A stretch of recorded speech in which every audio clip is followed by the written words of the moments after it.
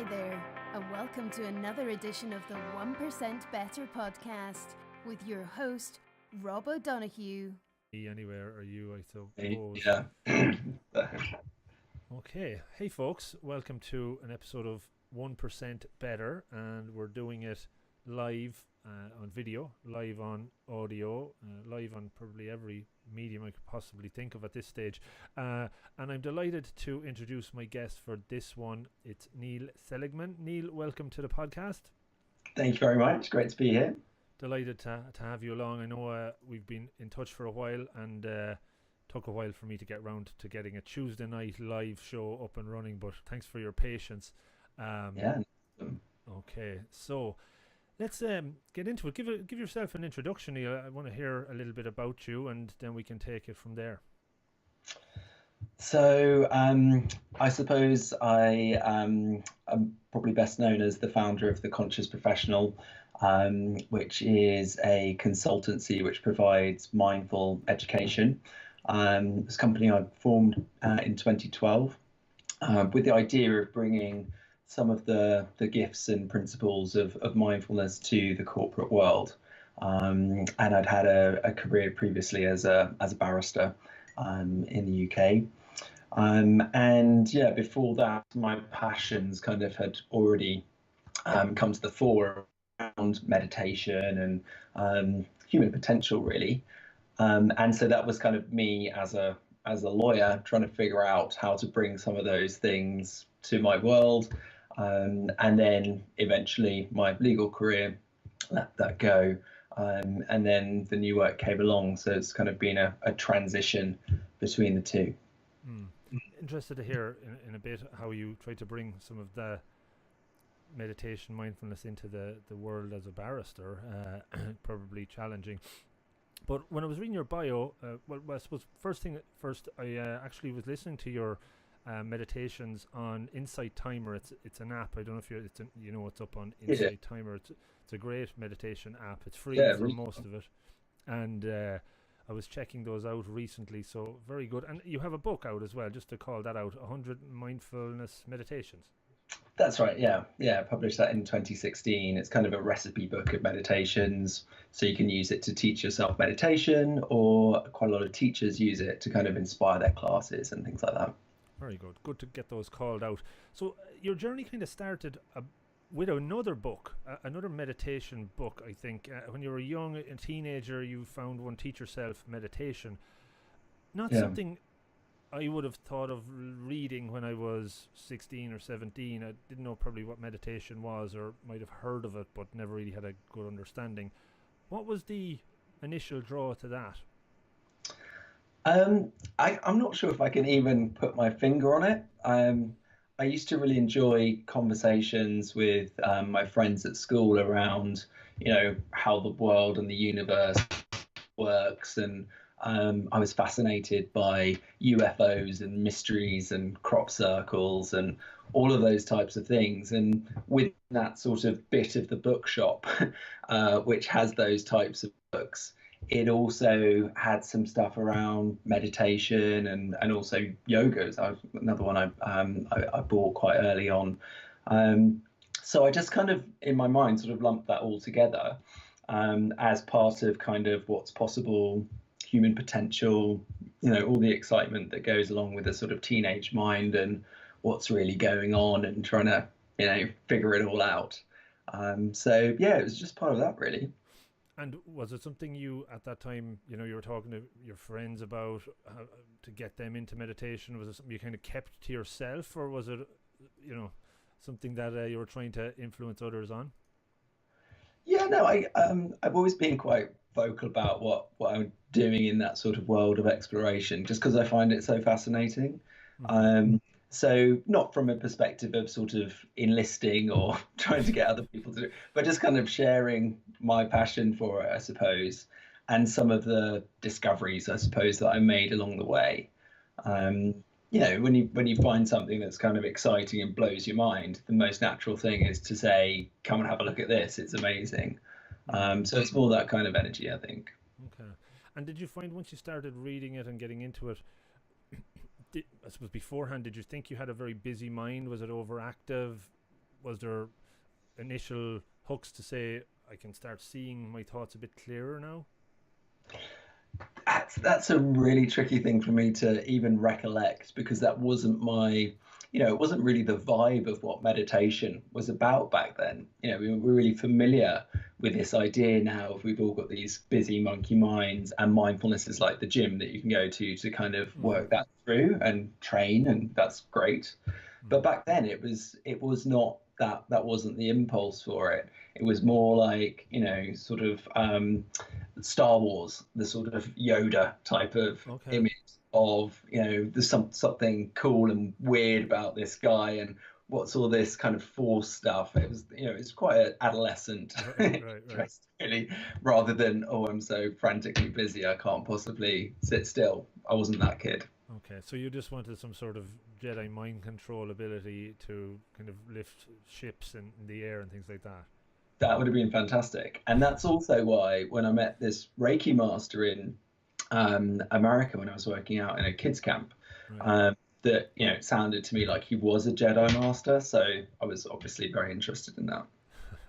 Well, the master word is probably a common theme there. So when you met him, his name is Paul Ribet, or Ribet, is it? Or Ribet, yeah. Ribet, I got the French pronunciation right there. So Reiki, talk to me about what was the fascination with that, and again, what pulled you in? What did you learn so much about that? Yeah, so again, it was kind of like there's this guy from Australia who's talking about energy and using this kind of modality for healing and relaxation, and he was kind of had this aspect of kind of clairvoyance to him as well. He seemed to like know stuff, and so he was kind of like, I'd never met anyone like that before, and he was kind of maybe my age, maybe a year or two older, but he was kind of a peer who was already quite conversant with all this stuff. So I was very much attracted to that as something that I wanted to learn more about, figure out. The whole thing for me was I was reading all this stuff about spirituality and the esoteric and mysteries, but I'd already kind of made or come to the conclusion, I guess, that I wanted to learn through my own experiences of stuff rather than sort of taking on board a theory or a story or someone else's experience. I wanted to do it myself and allow that to be kind of primary. So Reiki was really experiential for me. So he gave me a first Reiki session. I had all these kind of visions and stuff, and it felt like my body was levitating. It wasn't, and I was seeing all these kind of things and feeling all this stuff, and I was like, wow, there's something going on here. This is amazing. Wow, I've actually never had a session or treatment of Reiki. I know somebody mentioned to me not so long ago that it can do good for people with type 1 diabetes, like I mentioned offline that I have. I've never dabbled with it. Is dabbling the right word with Reiki, or is it is it kind of more? I think any of those kind of alternative things, there is an element of dabbling, isn't there? Because it's not just about the modality, it's about the person that's operating with the modality. So you could find people who are doing Reiki and have really amazing experiences, and you could have someone who's doing Reiki and you didn't get much out of it. So it's like finding that kind of combo of someone who really knows their stuff and is really good at it, and they're kind of harder to find in my experience. Okay, so as you started to learn and develop your skills in that way, how quickly was it before you were able to start practicing it with others and kind of becoming a teacher yourself? Yeah, so I think it was, so I did the first degree that first year that I met this Reiki master, and then I went back the following year, and another guy that had trained with us gave me the master degree, which sort of trained with him. Right. But then he wasn't as good as the original one. So I then went out to where the original one was now working, which was in Kiribati, which is that island nation in the Pacific. Okay. So I went and spent the summer out there and trained with him for a few months to get the master degree again, and also to train in this other version of Reiki. So it's like Usui Reiki is the primary one that I trained in, and then Karuna Reiki as well. So within a couple of years, maybe 3 years, I'd got to the master level. Sounds a bit like superior. It just means that you've got the ability to now teach other people and to do the attunements of Reiki, which is part of the process how we teach. And then I started offering healings. Okay. And consciousness then, how does that tie into what Reiki is all about? Do you start stepping back, looking at your own consciousness, becoming more aware of it as part of the process? I don't think I realized at the time, but yeah, I think so, because I had kind of thought that the world ran on this sort of energy system, without really knowing any specifics or being able to talk much more about it than that. But then with Reiki, you get to kind of experience and feel that energy kind of moving through your body, and offering it to others. And with Reiki, you're kind of connecting in with a universal source energy. So in some traditions, that's chi or prana, different ways of kind of describing the same thing. So kind of that was teaching me all about navigating this internal world of consciousness, which really is a practice of mindfulness and embodiment with an intention of it, to be of benefit and of service to the person that you're with. So it was very much a sort of awakening experience to me. It's like another dimension of life. And yeah, it was a big deal for me because it gave me a lot of tools that have then become quite foundational to everything else that I do. So you can imagine when I'm working in a corporate setting, I'm not talking about this stuff, but I'm talking about mindset and thoughts and emotions and self-talk and belief and all of those types of things. And I'm talking about embodiment these days because we can talk about that now as practice, because mindfulness and yoga are embodiment practices. And so it is about kind of this idea of bringing awareness into the full human vehicle, bringing all of our resources online and just being able to show up more in our world. With Reiki and I suppose the practices, talking about sensing energy in yourself and walking into a room and detecting that with others, once you've learned that to a high level, is it something that you just have always? Is it something you can always kind of connect and tap into, or do you kind of have to keep like maintaining that level of awareness or connectivity? I don't know what the right term is. It's a good question. I don't know. I can only answer that sort of in my experience. Yeah. In my experience, that has become just a sort of part of the background awareness that's there. I wouldn't say that I direct a lot of my focus to that in all things that I'm doing, but I know that I can kind of turn the flashlight of my awareness into that direction, and that kind of information comes into focus. So it's kind of there, but it's not there in a sort of intrusive way. Yeah. You always kind of like you notice. I suppose that why I asked it, I'm trying to compare it to just practicing daily meditation or mindfulness for me, and even in the days maybe that I don't do it, some days that I don't do it, I would kind of notice that I mightn't have done it during the day. I might feel myself a little bit more stressed or not connected in as much. So it's just kind of trying to parallel to that. That was my kind of purpose behind it, trying to understand it. Yeah, it's interesting. I mean, I don't practice Reiki very frequently, actually. It's very occasionally that I work with someone in a sort of healing setting like that.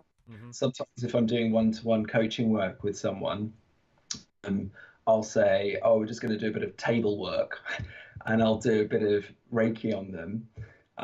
But even then, the Reiki tools are being used, but as a modality, the way in which I do those types of healings has evolved away from that sort of foundation by quite a wide margin. Right. To the point where I'm really just listening at the deepest level I know, and then responding with sound, movement, and touch, sometimes a hands-on or hands-off. So it's really just kind of being with what's there and kind of what needs to be done. Yeah, no, it makes sense. Very intuitive sort of process. Absolutely, and intuition is something I definitely must take a note. I want to ask you about that. So as you were building all this world, I suppose, in your own world, this kind of side of you, the other part of you, the day job part, or the getting on in society, was in the world of law. You were becoming a barrister. How did you? This was kind of almost opposite ends of the spectrum. One area is very emotional connectivity, and the other is probably very IQ, very, structured, learned, and very different. So, was there an interest in that other area? Was it something you just felt you needed to do? So, yeah, I mean, sort of slightly randomly got there, I suppose, like most of us, on the way through our career or life journey or whatever. I really liked stationery when I was a kid. And paper and stuff like that. And like I collected that stuff. And binders where you could put a lot of documents into a big folder. Yeah, total binder nerd, and post-its and all of that stuff. Love it. So I don't know, I sort of associated this good stationery with lawyers. And also the other thing that I got into also quite randomly was public speaking when I was in school. Okay. And a mate of mine volunteered me for some debate he was in at the last minute because his friend dropped out. And I did it, and I apparently did quite well. And then I got to go on this international trip to do like competition a couple of weeks later, kicking someone else off the team. So I sort of launched into that and did quite well with public speaking. And then I was thinking stationery, public speaking, sort of all going in the barrister direction. And yeah, obviously the challenge of the law is quite fun, like trying to solve people's problems and help them out was kind of part of it as well. And then I quite like the idea of also, as a barrister in the UK, you're independent, so you're working for yourself. Right. So that's quite appealing. So you could kind of make your own practice, and you're a little bit more in charge of your holidays and time and all the rest of it than if you were employed as a solicitor, let's say, which would be the other legal alternative over here. Okay. So you were developing that, and it was obviously paying the bills, but there was a point at which you were kind of juggling both. And maybe talk to me when it got to the point where you decided you had to maybe go one way or the other. Yeah, I mean, it was about 8 years in. And I tried doing sort of 4 days as a barrister, 1 day as a healer, meditation teacher. And the clerks, the kind of people that run the chambers, were actually very. The 1 day you were trying to do, was that within the chambers as well, or were you doing it completely separate? No, I would do that from home. Right. But your clients would have been just normal random clients, not kind of related. Okay. So I was trying to do that, but it didn't really work. Like, it's difficult to, as a barrister, like have a case for more than 1 day or whatever, or something urgent comes in. So it was tricky. And then there was just 1 day. Well, I'd always said that being a barrister was my plan B, and that plan A would come along. Right. And that's not quite what happened. I got the insight that plan B, so the first one, was over, and I didn't know yet what plan A was going to be. So I was having this kind of just saunter through the car park after work one day, and a mate of mine from bar school saw me from across the car park and just bounded up. Like, oh, hey, Neil, how's it going? I hear you're one of the rising stars of the Civil Bar. And when he said that to me, I was a little bit like, oh, that's a nice thing to say. But what actually happened in my head was I had this insight that I had to leave. That was the moment. I was like, God, I've got to get out. And the insight was your star is rising in the wrong field. Mm-hmm. It was super clear. Mm. And it just literally landed like, the proverbial penny dropping. Mm-hmm. You're in the wrong field. And I reorganized my whole life around that moment. To the extent that within 5 months, I left Chambers, wrapped up all of my cases and my practice. I told them I was going on a sabbatical because obviously I didn't have anything to go to. So I just wanted to check that this was going to be a good idea. And then within about 5 months after leaving, I wrote my resignation, because even though I didn't know what I was going to do, I knew I wasn't meant to go back. So then that was kind of the big shift.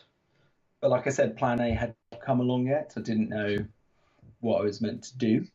But but was plan A, obviously where you are now, you know what you're doing, and I would hope that's probably what you're meant to be doing. But at the time when you were making that shift and you had the Reiki skills and you had those tools, was it not that you were kind of going in that direction, or it was just was that not obvious, do you think? So yeah, I mean, it was never going to be just that. Like the Reiki stuff was really, it's part of who I've become. It's kind of foundational to what I do, but it's no longer primary. And realistically, it was never going to commercially be a replacement for my legal job or income. Not that it had to be in terms of amount, but even taking a big dip, it's a very different model. And so it was really about finding, well, what is kind of within this dual interest I have. It took me a while to figure this out and express it, but I had this kind of interest in professional excellence, was something that I enjoyed and got a lot out of, but also in this other side of kind of human potential. And when I was looking at the people at the bar, I was thinking, well, there's loads of people here who could do this just as well as me. And loads of people would love to get into that profession and do this. Whereas I think there's not that many people who are a barrister and a Reiki master and really interested in all this stuff. And so maybe there's like a bringing together of those two things that would make more sense for me to do. Like maybe that would be a more valuable, well, one, or enjoyable way for me to spend my time, and two, valuable contribution generally. So that was kind of the journey that I went on. So things started to form. When that happened, around that time, the corporate world probably wasn't very open to meditation and mindfulness and people coming in talking about that. It was, even just thinking back 5 or 6 years, it wasn't in the conversation. How difficult did you find those, I suppose, early years to try and make inroads, make an impact? So this is 2008 when I had the insight, and 2009 when I left. And I also had not formulated anything to do with what I'm doing now yet. So I wasn't having those conversations. The first time I started having those conversations was about 2011, when I actually had an idea for a slightly different business, which was going to be kind of personal development videos for professionals for their CPD, continuing professional development kind of points. And so I had a few contacts within the law and law firms, and talked to them about it, and they all thought I was mad. Right. So a non-runner at that stage. So yeah, so that was it didn't really put me off. Not quite sure why. But then this sort of second evolution of the idea came along in 2012 in a meditation. Got the kind of idea of the conscious professional, and it felt like I was being really clearly indicated that I was going to be teaching mindfulness, which even in 2012 was not yet a thing, if I can put it that way. Yeah, so that was a bit of a, oh, really? But it was also very clear. So it was like, okay, let's give it a go. Very clear. And it's interesting, as you said, it came to you in a meditation session. I think sometimes the best ideas do come when you're dropping down a little bit. When it became the right thing to do, how did you plan going forward? What now you're looking back, what were the kind of first steps you took? Was there a key moment where things started to take shape? So the first thing I tried was a disaster, and that was a drop-in mindfulness class at the Law Society called Mindful Mondays, and I did a series of 10 over, I think it was one autumn or something, and the room was hideously expensive, like one of these really old, Law Society rooms. I was charging about £10 to enter, and I got between about, I think the best day was about 12 people came, and it was also a valuable session, but on the worst day, nobody came. Did it gradually go down in numbers over the course of the 10 weeks, or? No, it was quite random. Okay. Right. So I was like, this is maybe not exactly the model of what I should be doing. But what was really valuable about that was that, one, I was teaching meditation, and to the type of audience that I would like to reach. So getting some feedback about that, and just getting a sense of teaching kind of formal classes, which I'd really only done in a one-to-one setting before, and a few other kind of random events. And yeah, just kind of figuring out the language really, for guiding to that particular sort of mindset. So it was from there that I then decided, okay, this needs to be something that's purchased by a corporate, so that I'm not renting buildings and trying to advertise to the public, and it's a very difficult thing to do. It's just a different business model, I guess, and yeah, so I went that way, and that's kind of that's cool though. I guess what I'm taking from that one, and the previous effort, was that you deal well with mistakes or failure, quote unquote. Was that, had you an approach to that? Did your own meditation, your awareness, stand you in good stead for that, rather than to be reacting and say, God, this isn't for me, I want to go back to the barrister job? Yeah, no, I've always been quite, I think failures, obviously you feel it a bit when you're the one sitting in the room and no one came through the door. You're like, oh, well, this, I'm really pushing in the wrong direction here.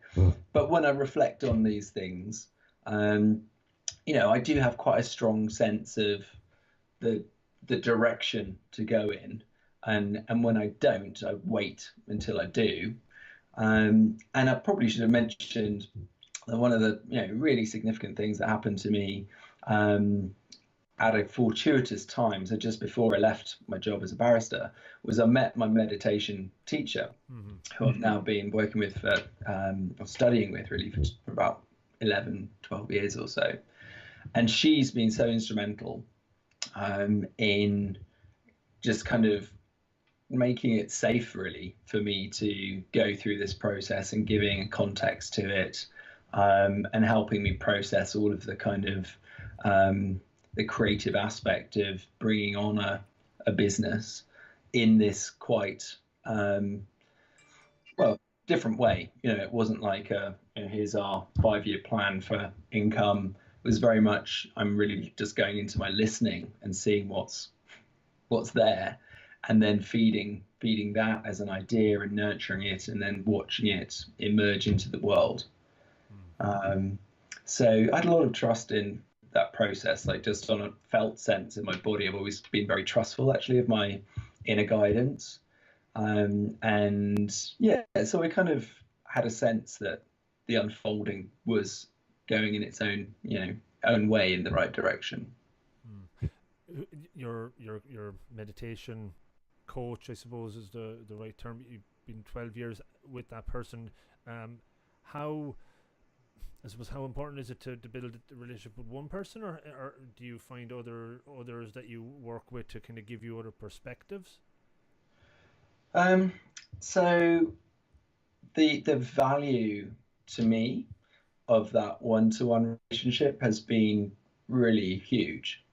So I definitely see a huge amount of value in that.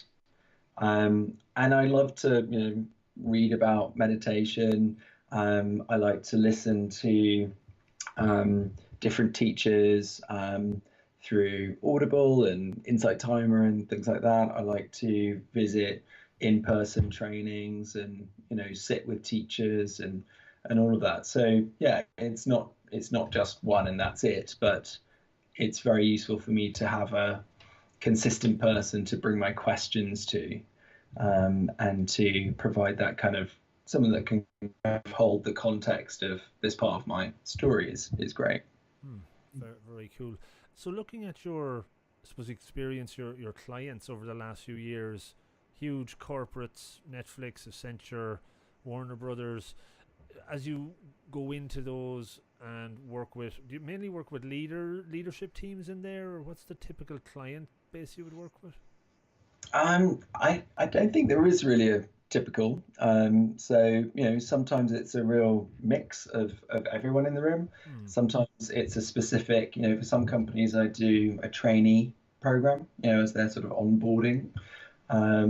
And for some it is with the leadership, or I quite often get called in to work with legal teams, for example, because lawyers like to be trained by lawyers. So that's quite a good way in for me as an ex-lawyer. So it can be a real mix, really. Do you still get surprised when you go in? And I guess there's the thing when I do coaching, you get so comfortable or familiar with some of the tools that you forget that other people don't know these tools, almost, that they've never been exposed to some of these things that you think are simple and things you use every day, but just because you've been doing it for years, other people haven't. Does that surprise you still when you go in? It does sometimes, yeah, but in a nice way. And that also kind of reawakens my kind of interest and joy in sharing it as well. A bit like when you go to a city you've been to a load of times with a friend who's never been, it kind of lights up again in a different way. Do you ever get afraid or dealing with your fears of how things are going to be perceived or received when you go into a client, into a group, that say you're trying new material or new stuff out? How do you deal with that element of the unknown? Yeah, so I mean, I think it's part of my experience that when I'm doing a new kind of bit of training or a new module or whatever, there's some nerves around it and whether it's going to work. And it's nice in a way to deliver content that because there's just a comfort with it and you kind of know how to flow with it. And so it's new for the first time. I think my 8 years in the courts of England and Wales stand me in quite good stead when it comes to being badgered by we judges back then, but hecklers and all that sort of stuff. that was part of my mindfulness training, which, wouldn't really call it that, Sure. but actually standing up in front of some bloke in a wig and a gown, or lady in a wig and a gown, and being shouted at, is a good training in dealing with your stress reactivity and remaining calm in the face of conflict and adversity. So yeah, I think there was a lot of active mindfulness training going on there, even though I didn't know it. Yeah. It's interesting, isn't it, how it all comes around to benefit you. I often talk about the hidden benefits or unexpected benefits of doing anything. When you set out a goal to start a podcast that I talked about last year, the 10 things that I learned along the way of actually doing it were more valuable than actually probably doing it in some ways. So it's all about just doing it, I guess, is the key message there. Are there simple tools that you share with clients to get them started with meditation? Or there's the busyness, and they want instant gratification or things to work rapidly.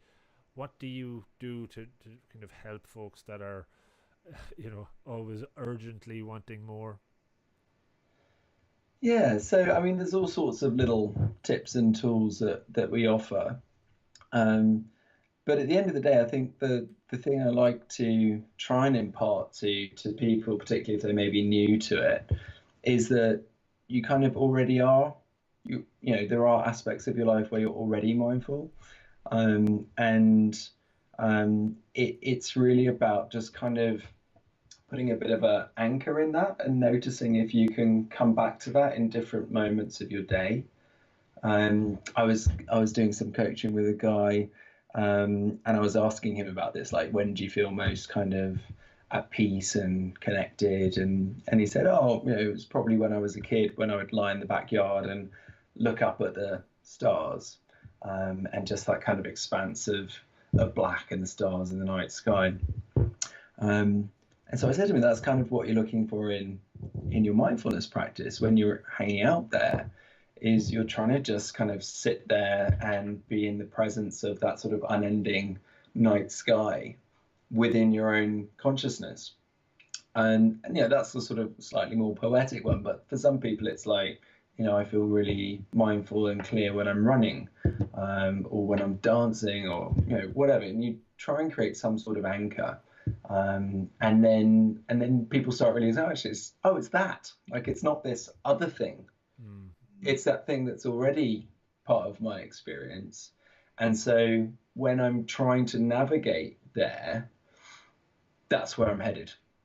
I think that's quite big for people, because the thing with mindfulness, and sometimes the way I describe it, is kind of gives you the map of your internal world.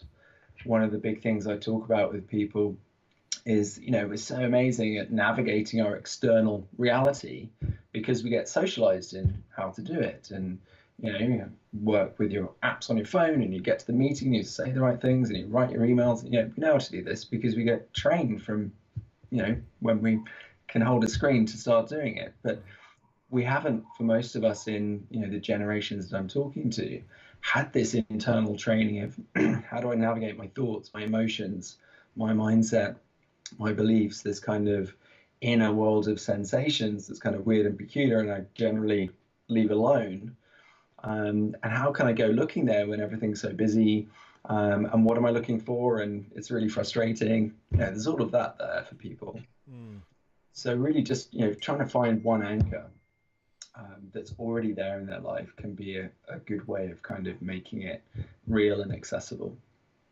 Yeah, no, it's an interesting perspective of, because as you said, everybody has that one or two things that they look back on when they were in a good place or a happy place, and it's probably all around them as well, that they just need to connect into it. It makes a lot of sense.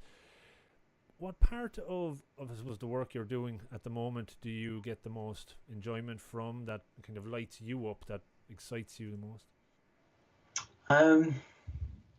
I have to say I really enjoy all of the things that I get to do now. It's real delight to be doing what I'm doing at the moment. I'm just finishing my next book, and I'm really loving that experience. I didn't realize how much I'd missed writing until I started this book. So I'm having that feeling now at the end of it where I'm like starting to be like, oh no, it's going to be gone soon. Like it's like a buddy that you hang out with, and you're always thinking about it and think, oh, what about this? And kind of collecting things to put in it and tending to it. So yeah, the writing, teaching, my artwork is probably the deepest aspect of my work. And there's something very precious to me about the experience of creating a soul experience for someone. So yeah, I mean, the output of the things that I do are quite different, but to me they all feel like the same thing. So it's really all about being present and mindful and witnessing, and then I'm either saying stuff or writing stuff or having a conversation or whatever. The artwork, just maybe touch on that a little bit. I didn't see much, or I saw you are an artist and you've created art. How do you go about that? What's the process you do for that? And do you have specific themes to focus on? Yeah, so it's I create portraits of people. I call them soul portraits, and it's a photographic experience. So generally someone will come to, I usually shoot in a dance studio or just a open space basically. And the experience starts with kind of, would look more like a Reiki session than a photographic shoot. Okay. And then I sort of lead the person into just a kind of playful, expressive state. And it sounds kind of bonkers, but I get them to answer questions with colored fabrics with their eyes closed. And then as they're moving around with the colored fabrics answering these questions, I take photographs of them. And then these little gifts appear in the camera. So what I'm actually doing as this is occurring, so it's kind of the idea of witnessing, sculpting sacred space, and creating from source. Those are the three themes of my work. Yeah, it's a really fun, playful, different way of creating a portrait of someone. It's almost like the images are vibrational rather than representative. They're still representative, but not in a literal way. Very interesting. It's really difficult to describe. You need to be physically there to see it, I think. Yeah. But there's a video on my website, on the Soul Portrait Studio website. It's like 5 minutes, but it shows a portrait being done, so you get a sense of it. Okay, very cool. We've talked a lot about how you help others meditate and become present. How do you actually do it? What's your kind of practice like, and how often do you do it? What's that structure like? Yeah, so my formal practice is a weekday practice. So Monday to Friday, my morning practice starts with I make a cup of tea and I sit on my meditation cushion and I drink my tea and look out the window. That's stage one. I then do some mindful movement, and that's kind of on a yoga mat behind, and then I come back to the cushion and then I go into a closed eyes sit. And it will depend if I have a particular focus. Sometimes I do, sometimes I don't. Yeah, I don't listen to anything, or I just kind of sit and explore what's there. And sometimes it remains quite surface level, and sometimes I drop into a slightly deeper straight and follow that through. Sometimes I have to have a timer on if I'm on a schedule that day, and sometimes I don't. So I just kind of flow with the day. And then I have a set of commitments and intentions that I kind of just go through these sentences, and they're kind of just starters of the sentence, and then I can complete it. So it's something that I'm tending for the day, something I'm committed to, something I'm grateful for, those kind of things. Just start the day with intention. So there's those kind of layers to my practice in the morning. Okay, and you said typically when you're not on a schedule, how long would that tend to take? Half hour, 40 minutes, more? The whole thing? Mm-hmm. Yeah, I mean, I would say at least it's probably half an hour to an hour. Mm. Yeah, depending on the day. Interesting, yeah. Do you get up mad early? Are you one of those really crazy early risers? No, No, no, you don't do that. no. No, like, yeah, it's I mean, interesting. if I have to, I will, but generally, I'm not a friend of the early hours so Okay, much. you're on the other side. Do you find doing that when that practice happens for the rest of the day? Do you know you've done it? Do you feel that the day goes in a different direction than the days that it mightn't go? The thing that I really notice is if I skip my practice and I got to go and teach that day, is that it feels a bit different. So, when you're training and you know your stuff, whatever, and it kind of feels like you're plugged into something and there's like a flow. You get up, you start going, and then it's kind of happening. Mm-hmm. But I very occasionally have the experience where I'm like, oh, this isn't plugged in. Like the flow isn't happening. What's going on? I'm talking nonsense. And it's usually the days that I haven't practiced. Right. So like it is noticeable.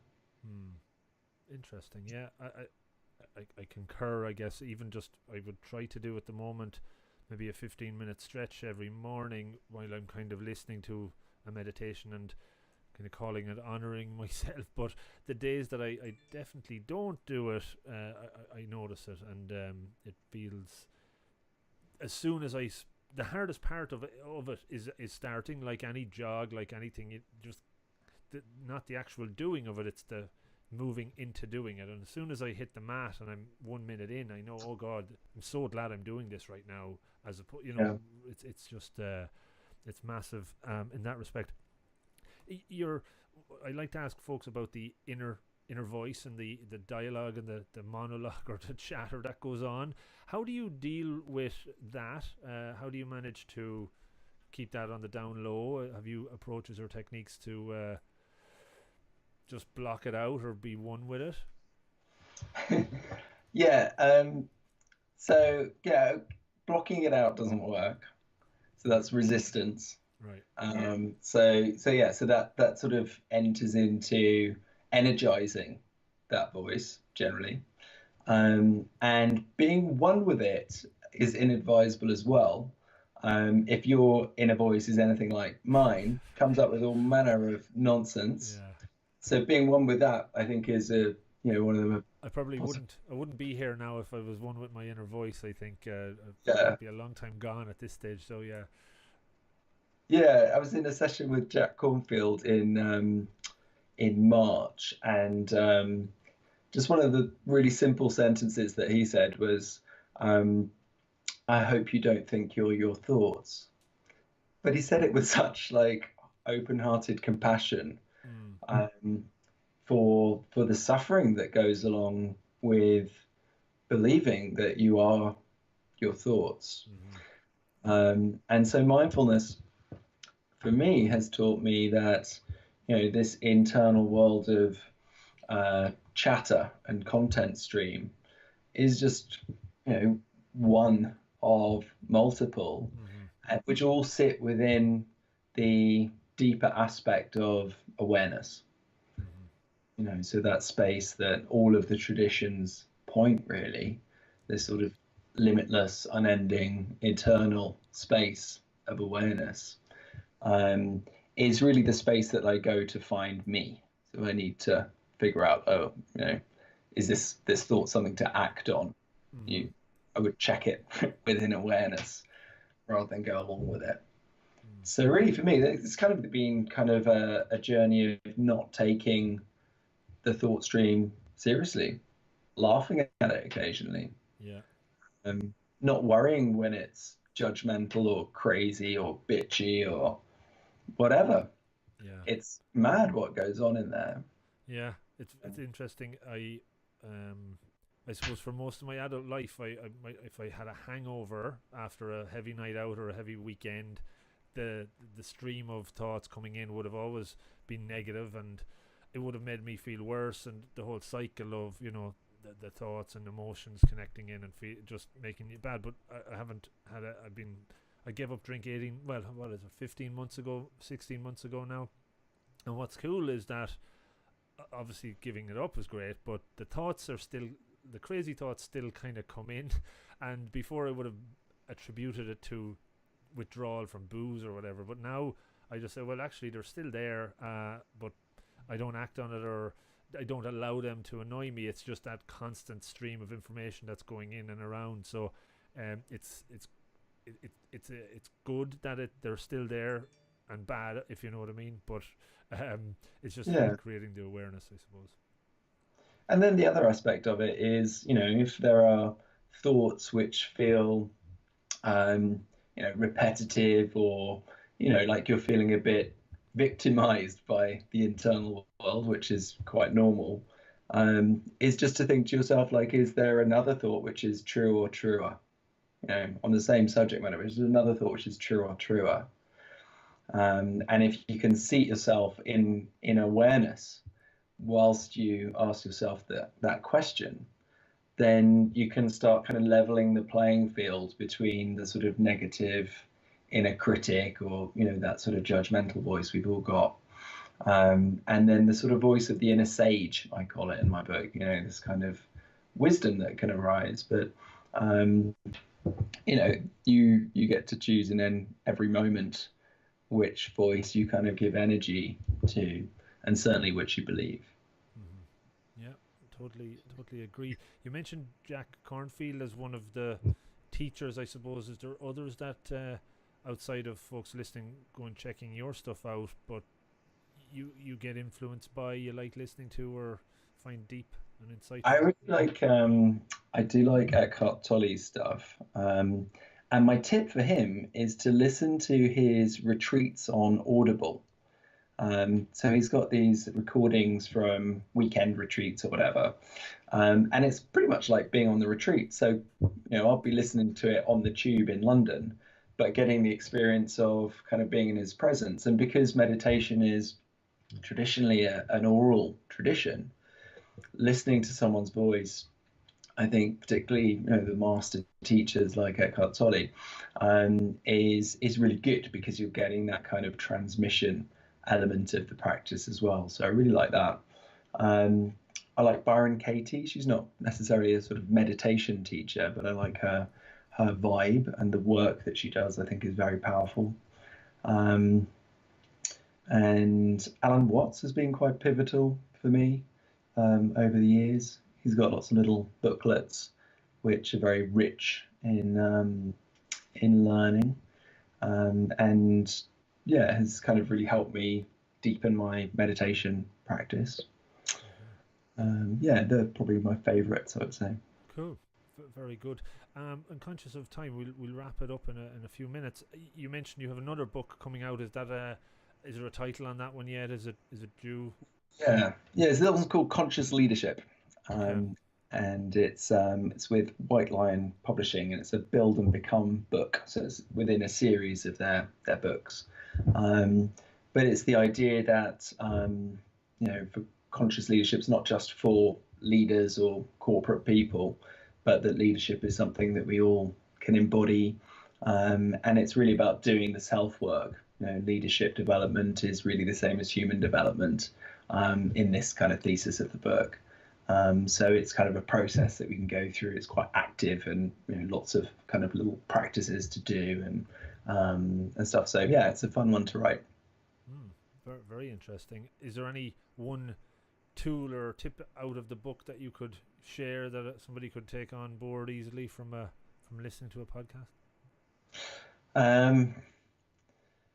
So what I've been writing about today, been writing about creativity.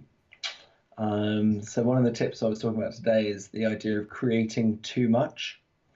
So we tend to, when we create stuff, whether it's, you know, trying to problem solve or whatever, try and, you know, do it and put energy into doing it.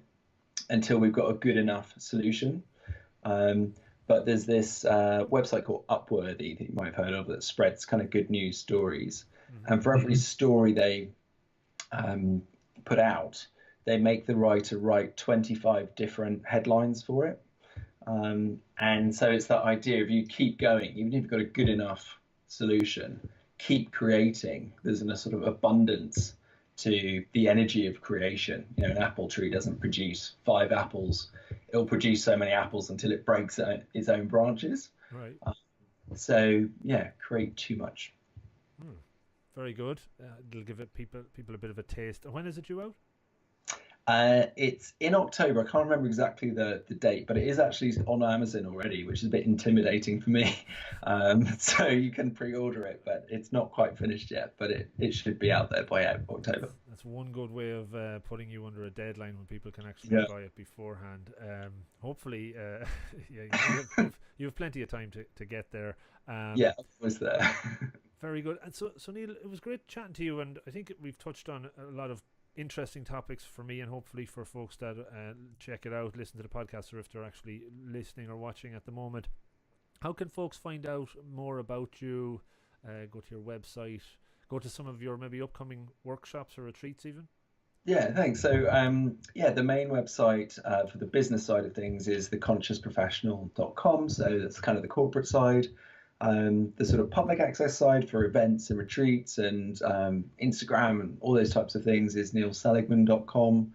I'm neil.seligman on Instagram and just Neil Seligman on YouTube. And I do a new video practice each week. So if you want to come along and have a go, they're all there on YouTube, or you'll find them on IGTV. And then I've got a couple of things coming up. So on May 24th, the Conscious Leader is a one-day event in Sheffield, which is going to be great. And then I've got a mindfulness retreat from the 28th to the 30th of June at Champneys, which you can book through the Champneys website. And the same venue, 4th to the 6th of October, I do a Soul Ignition retreat, which is kind of a deeper dive using mindfulness and life coaching and stuff into just kind of kick-starting wherever you are in your life. Wow, very good. Must be a lot of work goes into putting those together, Neil. Like, what sort of preparation goes into that? Yeah, I mean, the mindfulness one I've been teaching for, I think, three or 4 years now. So that sort of runs itself now. It's got a good shape to it. Soul Ignition I started last year and was amazing. It was a really brilliant event. So that's kind of got a shape to it as well. And I think just over the years, you kind of work out what works and doesn't work, and then just package it in a way that you can flow with it through. A retreat is great because you've got more time with people. Yeah. Lot kind of informal conversations can happen, and so we can adapt the program really as it goes along based on who's there. So yeah, it's a nice way of doing it. Very cool. Yeah, sounds great. I interviewed a couple of comedians a few weeks ago, and they talk about putting bits together. It's similar in a way, putting a show together as putting anything together. There's a huge amount of effort goes into doing that in the background that nobody maybe realizes, I suppose, until you go into it and it runs smoothly, and even then they don't realize it. But I hear you. I know the effort that's required. So brilliant. Look, thanks for your time, Neil. It was great to chat. I enjoyed listening to your story, and I've certainly taken a few bits and pieces out of it, and hopefully those that do check it out also have enjoyed it. Brilliant. Thanks, Rob. It's been an absolute pleasure. Yeah, likewise. I will leave it there, and we'll talk to you hopefully again in the future, Neil. If you're ever over in these parts, let me know. Brilliant. Thanks very much. All right. Good night, man. Night. Good luck. Okay, let me just stop. All right. So that's the podcast with Neil now done, and I hope it went quite well. I know, folks, if you're listening to this on the podcast audio only, the recording has just about finished. I'm just going to give a call out to the upcoming podcast 1% Better on Friday. It is with Susan Bennett, who is better known as the original voice of Siri, the app on the voice app on your iPhone. I interviewed Susan a few weeks back, and we talk about her career as a voiceover actor and actress and a musician, but the whole area of Siri and how that all came about was fascinating. And she talks about her decision to come out as Siri after a period of time, wondering what will happen if she did, and the good things that came after that. So look, I'll leave it there. This podcast hopefully was worth checking out. Thanks as always. Go to the website, go to Instagram, Rob of the Green, and any of the other socials, and it'd be great to have you following and sharing. Thanks so much. Good luck.